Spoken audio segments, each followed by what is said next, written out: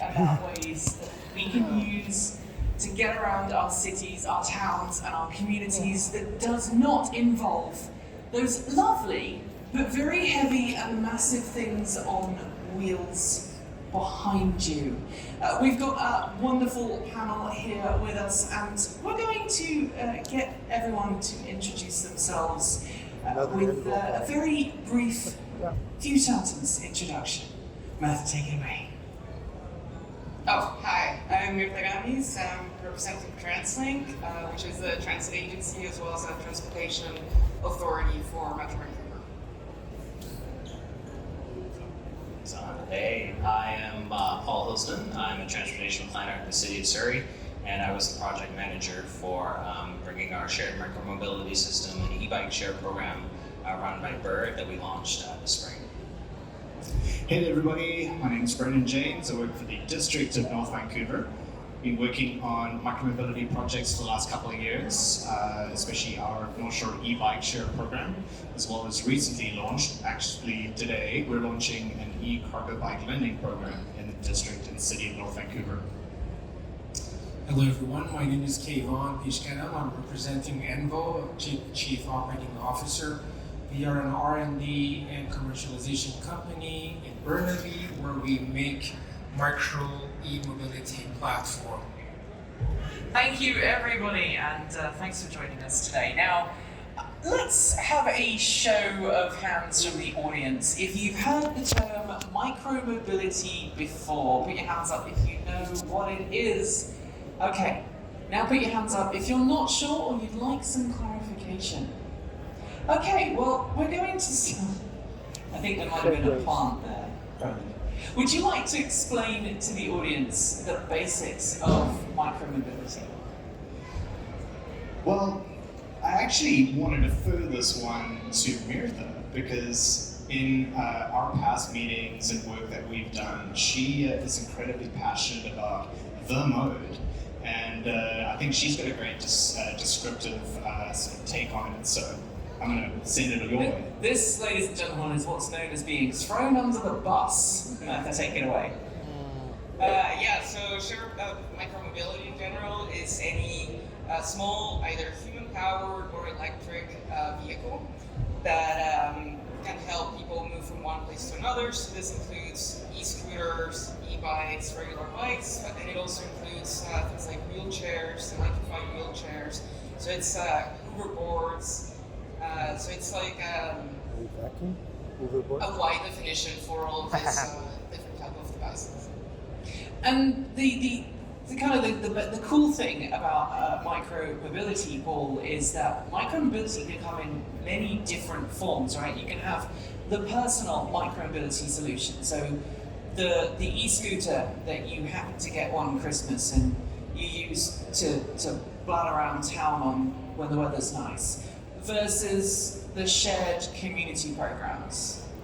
Yeah, there's two different ways of looking at it, and I think both of them have very different use cases, different user behavior.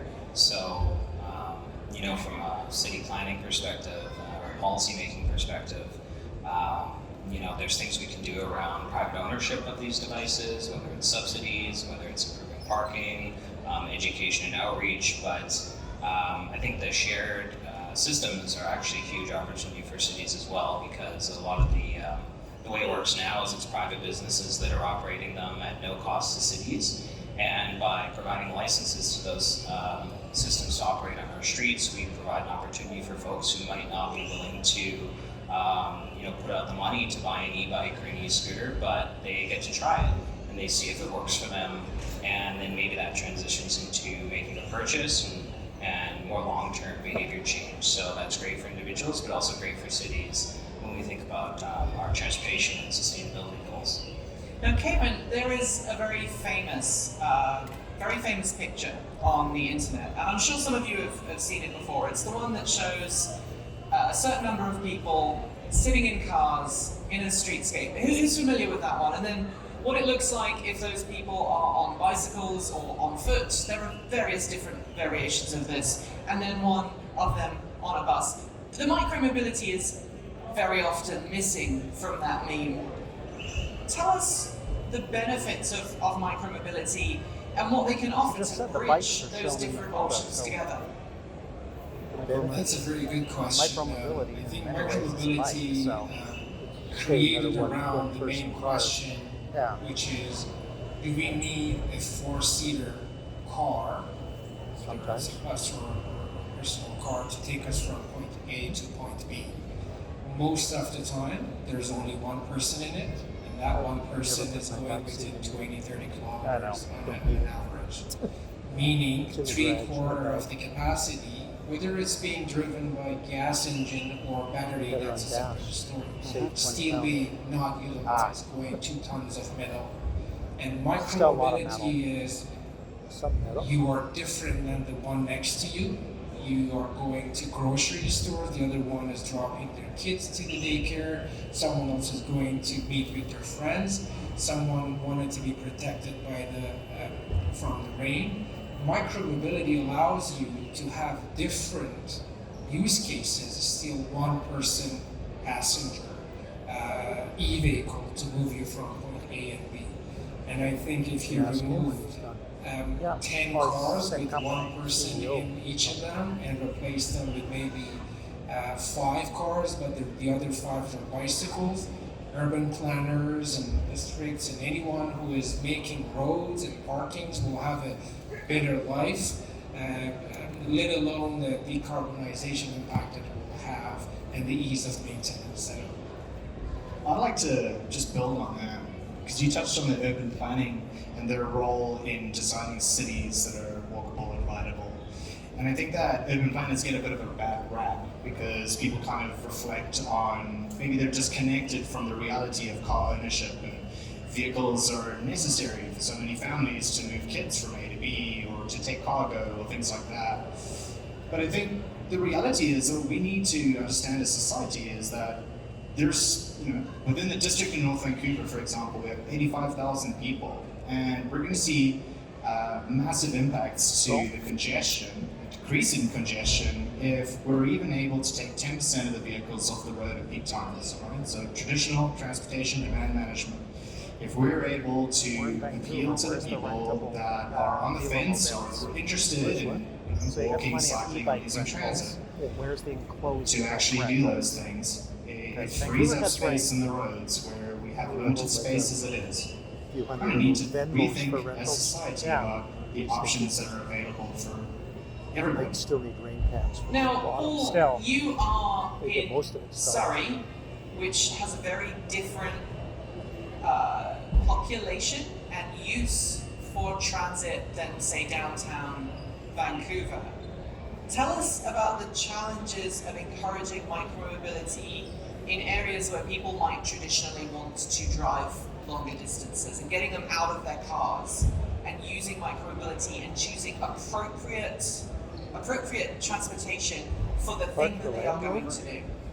Yeah, that's a really interesting Park the question Land because, Rover. of course, everybody knows that Surrey's a fast-growing place. I think the image that people have of Surrey in their minds, if they haven't been there recently, is probably a very suburban, very rural area. But the growth that we're seeing is phenomenal, and it's urbanizing in all corners of the city.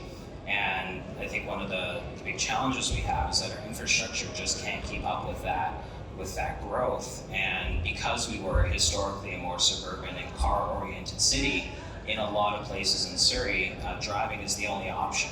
But we know in Newton, for example, we're relatively proximate to SkyTrain, to the city center. There's huge hidden density in that community. And with investments in key transit routes that TransLink has made over the past 10 years, you can get a bus there every 10 minutes. And ridership is booming because now that we have the transit and we have the population, everything's coming together.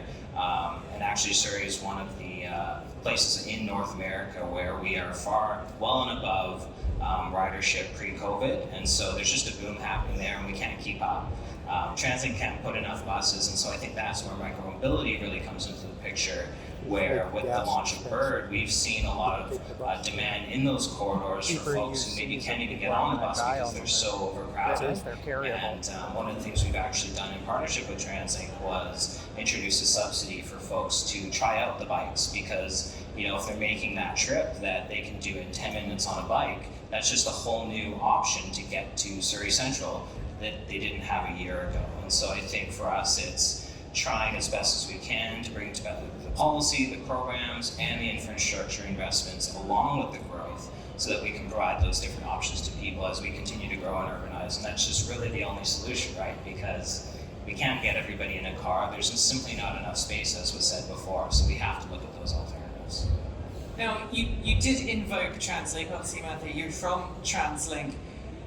We talk about micromobility, but a very kind of intertwined world with micromobility is transportation hubs, multimodal transportation, as it's called in some parts of the world.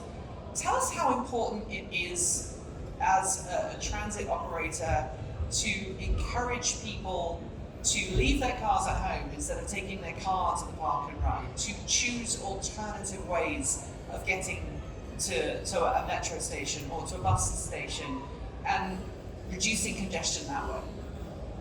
Yeah, that's a really interesting question. I think there's different ways to approach it. One of them is increasing the convenience of how we choose how to move from one point to another.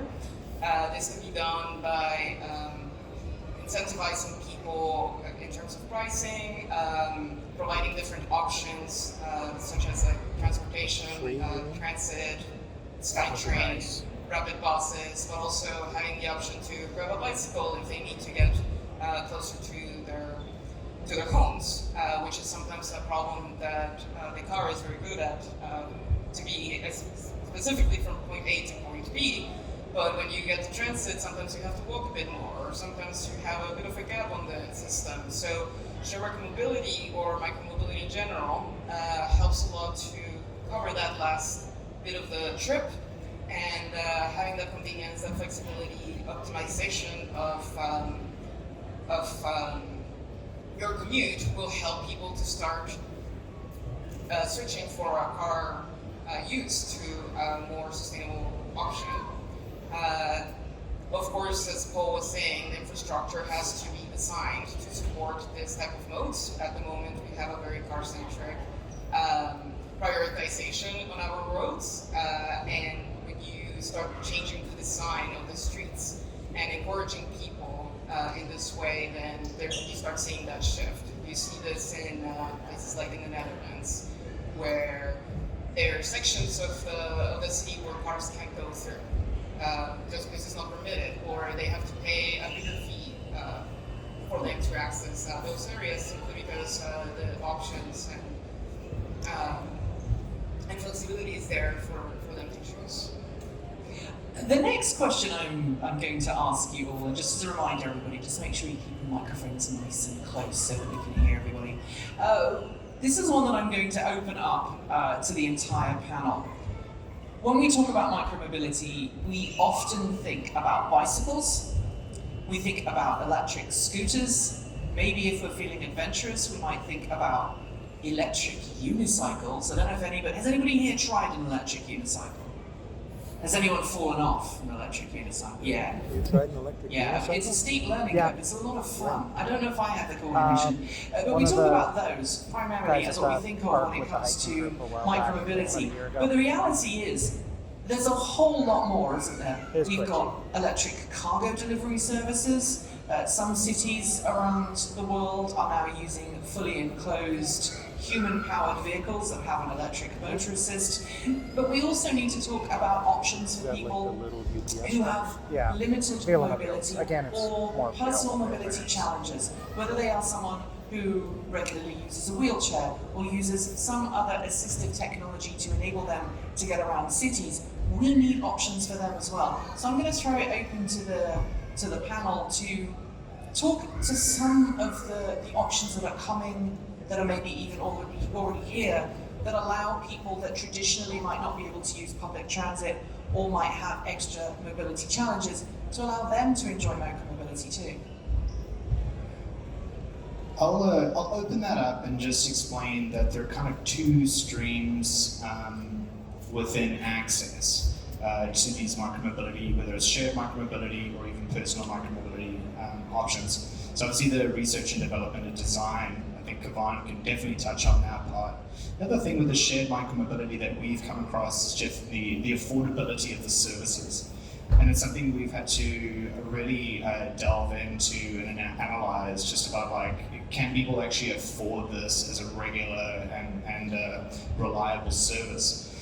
So many of the operators, including the one that we have on the North Shore of Vancouver, has what they call like an access program, which they work with nonprofit associations to be able to provide subsidized access to use micromobility and shared micromobility services. So that's one element of it, is making it affordable for people that could otherwise not, or as an option, an affordable option, not to have use transit or even have a personal vehicle. But affordable enough that it's not going to break the bank and they can use it and it's reliable. And I'll touch on the R&D side. Yeah, that's a very, we call it a chicken and egg problem in the market. When we're talking about micromobility, we are talking about probably hundreds of niches of use cases that are different among people. People in rural community, in urban community, or for different distances. Because they are in the beginning, they are small. Bigger corporations or companies, for-profit companies, they cannot make money by building 100 units of this, 200 units of that, 50 of that. And that is from the get-go that prevent them from even entering the market, let alone having a competition so that the price of those become more affordable. What we have done at Envo is we came up with an idea of a platform design, something that you can have a building block of a micromobility platform. You all have heard or seen Legos. Consider that you're offering Lego-like building blocks for your micromobility use case, and it's easy and with some of the creativity and design that we have done in manufacturing, they're actually not that expensive.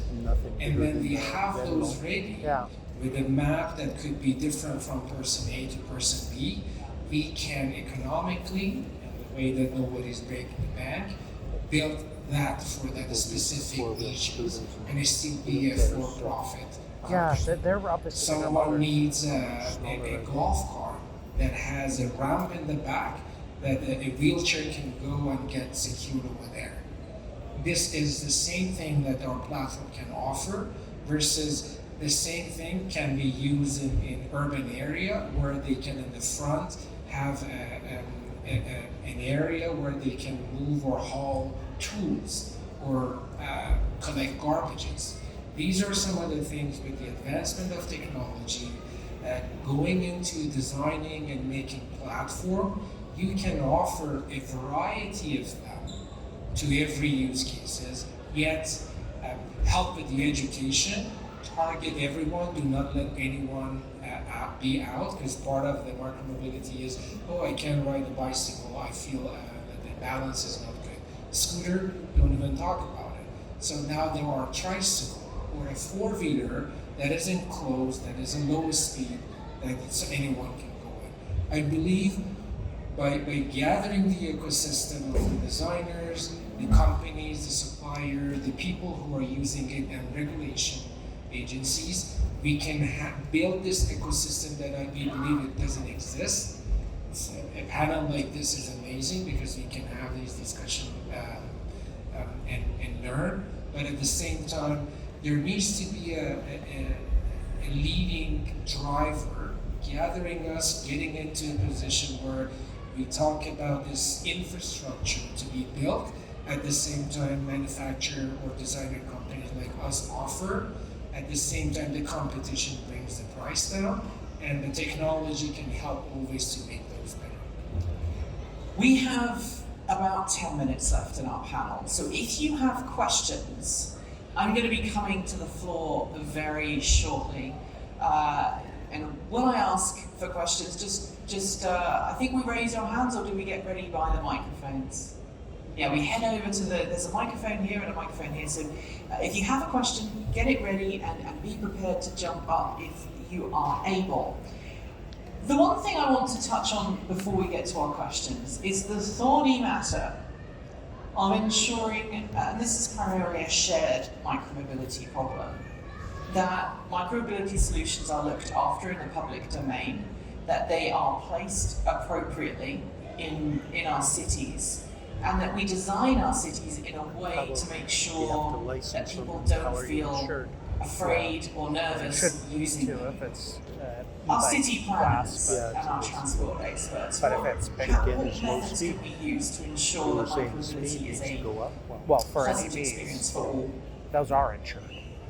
Insured Well, licensed. when it talks about the streetscape, many people will jump directly to, we have to have a docked model for shared micromobility.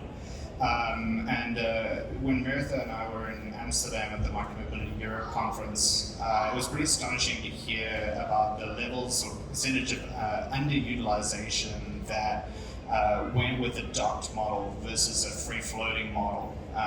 And it was quite astonishing to me, especially because I had always been on the docked stream. We're like, yeah, it cleans everything up, everything's consolidated, you have your area, you have your hubs.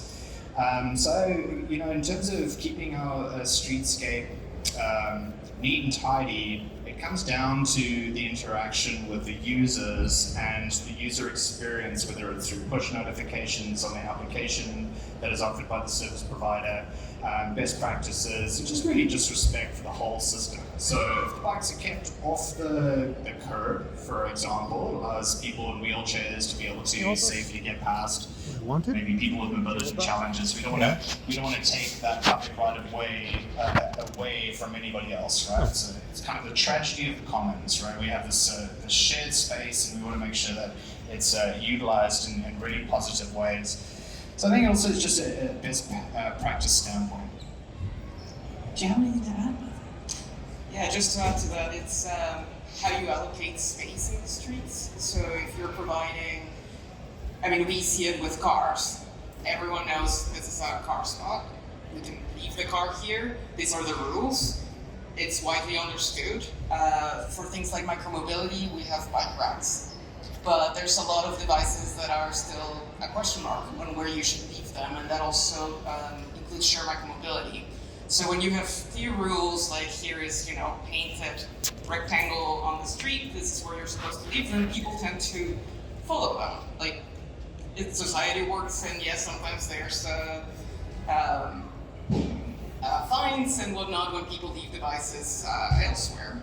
But, if you provide the space and allocate and have clear rules and work with the companies and the technology that they have, it tends to work. Thank you very much. Now we've got some questioners here. I'm not sure how many of us we're going to get through. If you can keep your questions reasonably brief, and then panelists, if we can keep our answers pretty short as well. Let's see how many of these we can get through. Take it away. Hi. Yep, you're good. We can hear you. No, we can't. Oh, we could. You said hi, and then we couldn't. Let's see if we'll get the. Try that again. Nope. The audio guys are going to come and fix it. Let's go over to that. Oh, no, we're good. Sorry. My name is Jacob, and I've been a user for micromobility for the last 2 years, and I've been using it combined with translate to go to the work and stuff. The only issue is that I'm using electric unicycle, which is illegal. Is there any way for a city or anybody else, like a user, to advocate so that every kind of micromobility can be legalized? So, can we legalize all the micromobility solutions? I can pick this up. Basically, this is regulated by the province. We have the Motor Vehicle Act, and within that we have certain specifications on wheel size and speeds and everything. And right now it only basically includes e-bikes. They start to pilot new devices, so e-scooters are starting to be there. But of course, it's a bit of a lengthy process because they want to ensure that it's safe and that we are allowing the devices that people use in the streets to be safe and comfortable for everyone? It is a very good question, and I know that it leaves you in the, so what do I do with my unicycle? It's so nice. Right now, you can't really test it if it's not allowed, right? You can't really, sorry? You can't get the data on how it behaves if it's not allowed. Yeah. So VCH has been doing a lot of research on this. I can just quickly build on that. So right now there's cities like the city of Vancouver. If you live in the city of Vancouver, I'm not sure. There are cities that are participating in the provincial e-scooter and e-device pilot program where they are legalizing it for you to use them on certain pathways within residential areas and everything like that. So the province actually extended that pilot by another 3 years to be able to we got 3 months left. So the biggest thing that you can do to help us make the case is wear a helmet and ride your device responsibly. That's what I Fantastic. Thank you very much. We've got another question over here. Sure. Given that Vancouver is known for its rain, is there anything being done from a city perspective with regard to encouraging enclosed e-bikes, 3- and 4-wheel devices that can provide a little more viability to using this as a daily commuting method? Because obviously, commuting in the rain with an e-bike or a EUC isn't a great option. I'm hearing a trend here. So we're talking about making other options available. Kevin, I think this is something you can answer here. Yeah, it is a very relevant question for us. In fact, there is one upstairs in a test track that our company offers. It is an enclosed tricycle with everything that a bicycle offers. So it is being treated as it is class 2. It is maximum 32 kilometers and the output power as well. So for now, that tricycle that is enclosed can be ridden on any bike path. I know I talked about the 4-wheelers. The 4-wheeler certification and going through a low speed vehicle regulation, we believe it's going to be a lengthy process, but again, we will go through that. And any other suppliers in that same area of focus, probably we can join hand and have some sort of discussion with the policymakers. I do agree that single passenger small car or micro cars should also be eventually making their way into our routine life 100%. Also, just to build on that, so from a policy and infrastructure standpoint, we really wanted to sort of like analyze the width of our bicycle paths as well to be able to make it future-proof and ensure that maybe if these vehicles are legalized in future, that you will be able to pass one of those vehicles if you're on a bike and somebody pulls to the right. So, there's lots of, from a policy side, also thinking that we can do on that side. I think we've got time for one final question. And if you missed the questions to this point, panelite, I don't know if you're willing to stick around at the end if someone would like to come up and ask you a question. I don't know if that's something we can do, but take away your final question, sir. Thank you for the term micromobility. I hadn't heard it, and I only wish that the panel on oversized and overweight vehicles upstairs had called itself macromobility for a century. And my question is, can we have micromobility promoted without pushing back against macromobility? The panel upstairs did not get into 3,500 additional pedestrian deaths that are now occurring since 2011. The number of pedestrian deaths went up for a dozen years, mostly because of those giant vehicles, which are not dissuaded from being on the streets. Could Surrey or any other city consider charging them for the privilege of using our streets and putting all the rest of us at risk and making the rest of us afraid to use micromobility? That is a really good question. I know we're just about to go out of time, but I'm going to give everyone a very quick chance to answer that. The city of Paris has just started implementing weight charges, Brendan, based on how heavy your vehicle is. If it's heavy, it costs more to park. Could we see that in Vancouver? Yeah. I'm going to zoom out for a second and talk about when I started working with electric vehicles in 2016. We had different challenges that we were facing with that industry, naming, you name it, battery degradation, range, etc. So it's 2024, and that black truck over there can go 700 kilometers on a full charge. So we've seen massive advances in technology and policies to all support these things. Cycling, active transportation is having a complete revival. It's in vogue. We've got batteries that are propelling us on these personal devices. So we're going to see a lot of changes in infrastructure and policy that supports all modes and option for all people.